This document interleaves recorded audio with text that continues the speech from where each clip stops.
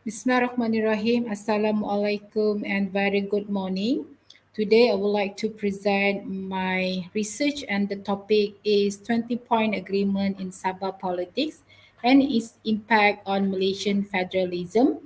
My name is Jeniwaty Mohammad Jody. Together with me is my supervisor, Professor Datuk Dr. Mohammad Agus Yusoff.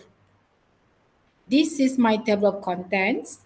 First, as an introduction, the failure of the central government to exercise the right of state autonomy creates tension between the central and state government, which in turn leads to the emergence of sentiments of provincial nationalism in federal state.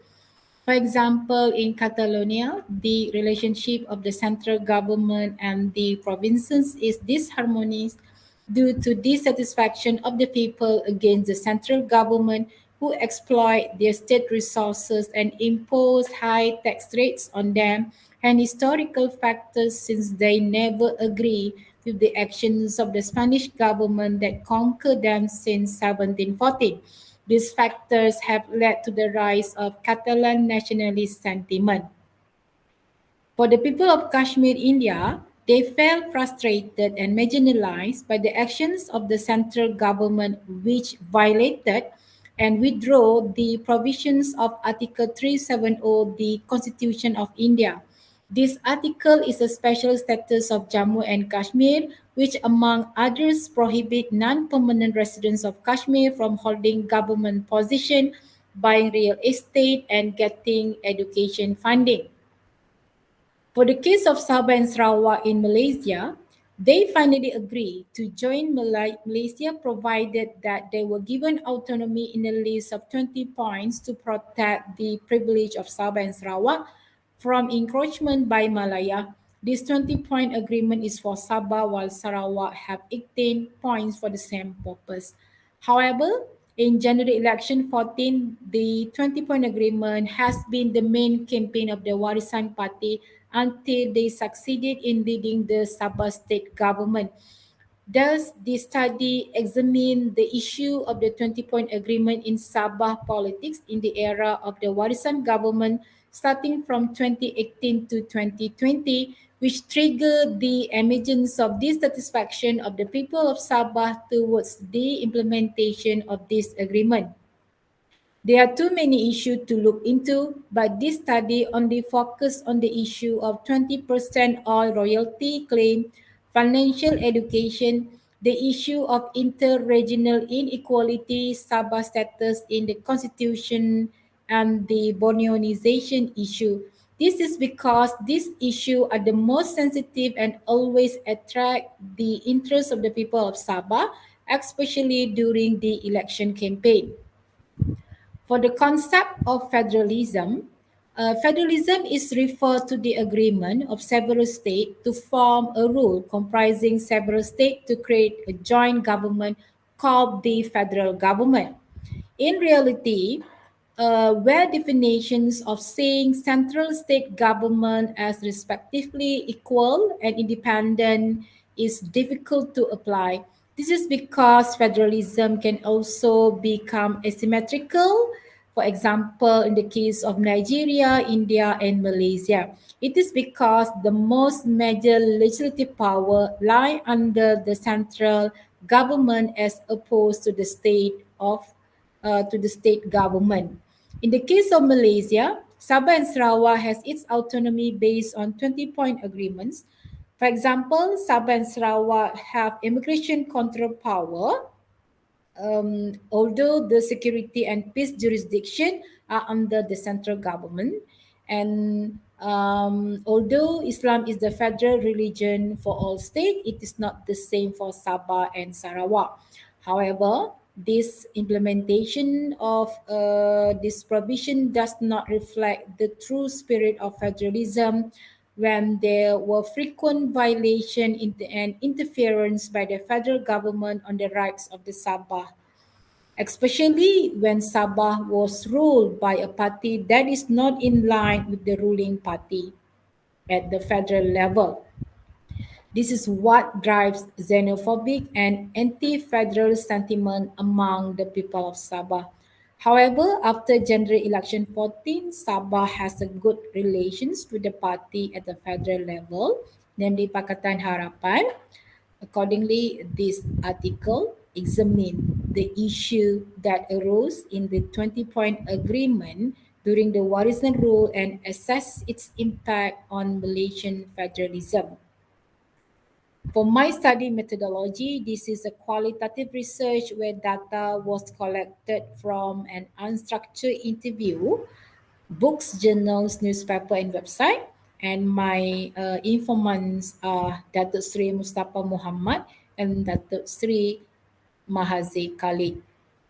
For the result and discussion, these are the issues that become the main manifesto of the new government led by Warisan in the last general election 14.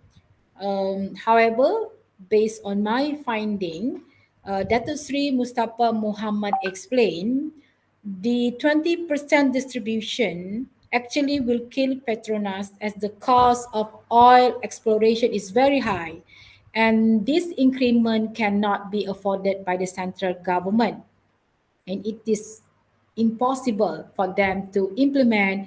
Although Pakatan Harapan, during his manifesto in January election 14, promised to increase royalty for all petroleum producing states such as Sarawak, Sabah, Kelantan, and Terengganu. In fact, um, as the former Prime Minister of Malaysia for 22 years. Before this, Datuk Sri Mustafa Mohammad convinced that Tun Dr. Mahathir Mohammad knew it was impossible to meet this demand as it would determine the federal government. And the next issue, the gaps between Sabah and also Peninsula. According to Datuk Sri Mustafa Mohammad, since Sabah and Sarawak have been members of the Federation of Malaysia for 58 years, actually, the quality of life of the people of Sabah and Sarawak has been successfully improved to a level that is almost the same as the quality of life of the people in the peninsula. However, due to the unique demography and geographical position of the Sabah, and most of the people are living scattered in rural area, so it becomes a challenge to the federal government in planning development plans to reduce poverty in Sabah and Sarawak. However, okay, we can look that Sabah poverty rate has been reduced from 70% in 1970 to 16% in 2007 and 90.5% in 2020.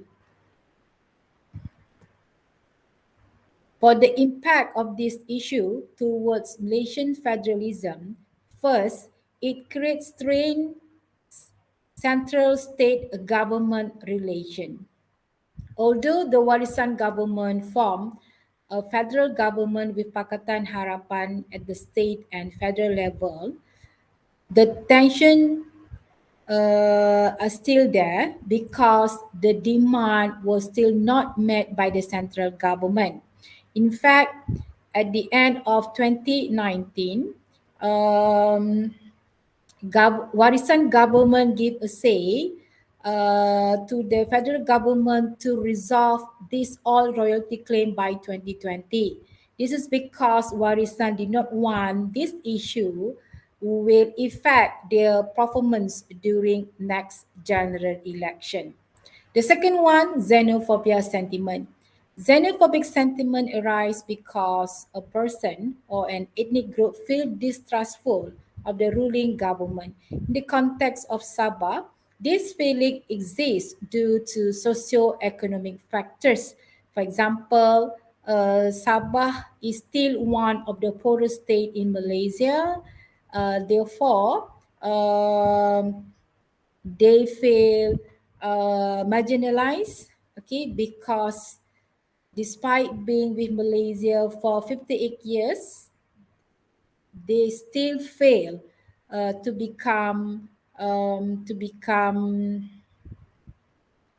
one of the richest state in Malaysia. The third one, anti-federal sentiment. Sabahan felt that the federal government did not treat them fairly and even discriminated against them, even though they have the protection under the Malaysian Agreement 1963 and the 20-point agreement. As a result, anti-federal sentiment and anti-federal groups such as Sabah Sarawak Keluar Malaysia (SSKM) and BOPIM have emerged, bringing the issue of Sabah to separate from Malaysia. In fact, there were individual, NGO or political parties that also stimulated this sentiment among the people of Sabah. However, Mahathir Khalid, as the Minister of Rural Development, stated that this development is not healthy and needs to be stopped immediately.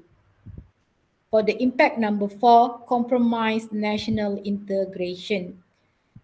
The issue that arose in the MA 63 and 20-point agreements, such as the issue of poverty, economic disparities, and discrimination, have resulted in compromised national integration in society, thus hinder unity among the population. As a result, the people refuse to tolerate, hence disrupting the cooperation of political party that had been practiced since pre-independence. And the last one, it will lead to ethnic conflict between Kadazan, Dusun, Murut, and Bajau. For example, there is dissatisfaction of the Kadazan, Dusun, Murut ethnic group towards Warisan because this party is led by Shafi Abdal, a Bajau who is considered an immigrant by the KDM. Although this allegation was denied by Warisan, the issue did not subside even in PRN 16 in Sabah since the KDM ethnic group reject the candidate from United Progressive Kinabalu organization who was Warisan ally in the Sabah 2020 PRN, causing Warisan and its ally failed to win the PRN. Therefore, as a conclusion, this discussion important due to three things. The first one, the 20-point agreement is the main basis for Sabah to agree into joining Malaysia in 1963. This 20-point agreement often stated as the main cause of all conflict that occur between the two levels of government. And this 20-point agreement has always become the important theme that dominate political debate during election campaign. Therefore, this article argues that the 20-point agreement is important and often attract the attention of the people of Sabah. As a new party, Warisan used this issue to dominate and win the hearts of the people of Sabah. Although the previous federal government had made many changes and development for the state of Sabah, most of them failed to be noticed by the people of Sabah. Therefore, this issue needs to be given serious attention as it has been manipulated by anti-federal groups demanding that Sabah leave the Federation of Malaysia.